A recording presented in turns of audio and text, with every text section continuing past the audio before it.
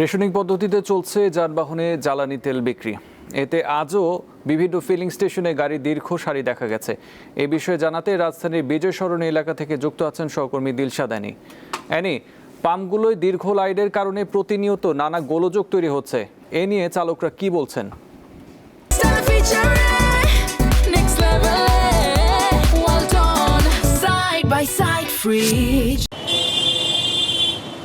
জি, আপনি যেমনটা বলেছিলেন, এখানে যারা আছেন মোটরসাইকেল চালক বলেন, যারা ব্যক্তিগত গাড়ি চালক আছে, তারা বলছেন কিছুক্ষণ আগেও আমাদের কয়েকজনের কথা হয়েছে মোটরসাইকেল আরোহীর সাথে।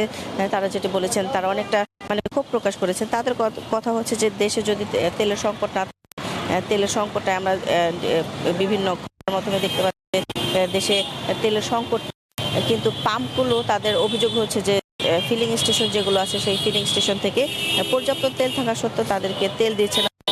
এক জায়গায় থেকে আরেক জায়গায় যেতে হচ্ছে, এক ফিলিং স্টেশন থেকে আরেক ফিলিং স্টেশনে যেতে হচ্ছে তাদের তেল নেওয়ার জন্য। তাদের অভিযোগ সবগুলো বেশিরভাগ যে ফিলিং স্টেশন যেগুলো আছে সেই ফিলিং স্টেশনগুলো তাদেরকে তেল দিচ্ছে না। তারা বলছেন যে আসলে ফিলিং স্টেশনের দিকে যে বর্তমান সরকার আছে, সরকারের একটা মনিটরিং করার দরকার। তারা বলছেন যে ফিলিং স্টেশনগুলো ইচ্ছাকৃতভাবে তাদেরকে তেল দিচ্ছে না, তারা আসলে কৃত্রিমভাবে সংকট তৈরি করার চেষ্টা করছে। এই অভিযোগগুলো করছেন মোটরসাইকেল চালক যারা আছেন, তারা করছেন। আর এই মুহূর্তে আমি আছি বিজয় সরণির ট্রাস্ট ফিলিং স্টেশনে। এখানে আপনারা দেখতে পাচ্ছেন যে পাশাপাশি দুটো ফিলিং স্টেশন আছে, যেখানে ব্যক্তিগত গাড়ি এবং আরেক লাইনে মোটরসাইকেল যারা আছেন তাদেরকে তেল সরবরাহ করা হচ্ছে।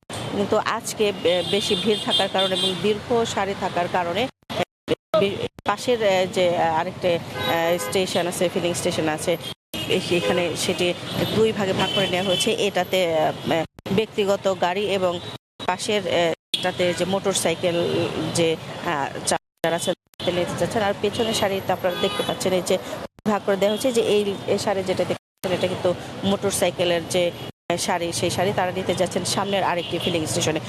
আজকে তেল এসেছেন, তাদের মূলত অভিযোগ এটাই যে তারা তেল থাকা অবস্থায় কোনো ফিলিং স্টেশন থেকে তাদেরকে তেল দিচ্ছে না, তারা বিভিন্ন ফিলিং স্টেশনে ঘুরে ঘুরে বেড়াচ্ছেন।